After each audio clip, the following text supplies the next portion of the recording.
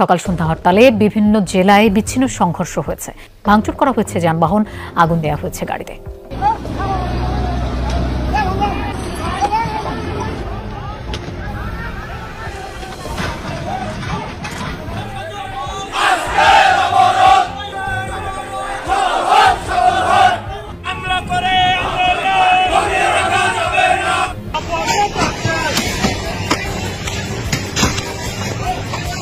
তারা এই মহাসড়ক অবরোধ করে প্রমাণ রাস্তার দিকে তাকালেই আপনারা বুঝতে পারবেন যে এই যে বাসে আগুন ধরিয়ে দিয়েছে, রাস্তাঘাট বন্ধ করিয়ে দিয়েছে।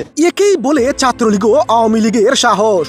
এবার বইকে জয় করি সাবেক প্রধানমন্ত্রী শেখ হাসিনার ডাকা 48 ঘন্টার হরতালে অবৈধ ইউনূস সরকারের পদত্যাগের দাবিতে সারা দেশ জুড়ে যে ব্যাপক তাণ্ডব চালিয়েছে ছাত্রলীগ ও আওয়ামী লীগ। কঠিন অ্যাকশনে এবার আওয়ামী লীগের নেতা কর্মীরা। রাজধানী ও নোয়াখালীতে গাড়ি ভাঙচুর সহ ব্যাপক সংঘর্ষ, পুলিশের সঙ্গে চলছে দাওয়া পাল্টা দাওয়া।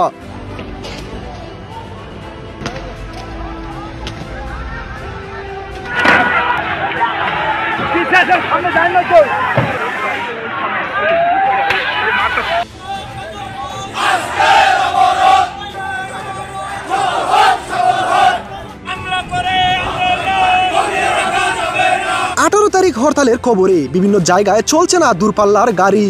এবার রাজপথ না ছাড়ার ঘোষণা আওয়ামী লীগ ও ছাত্রলীগের। ভাই রে ভাই, পুলিশকে যেন পাত্তাই দিচ্ছে না নেতা কর্মীরা। নিজেদের অস্তিত্বের জানান দিতে মরিয়া হয়ে উঠছেন তারা। এবার রাজপথই হবে আওয়ামী লীগের ভবিষ্যৎ।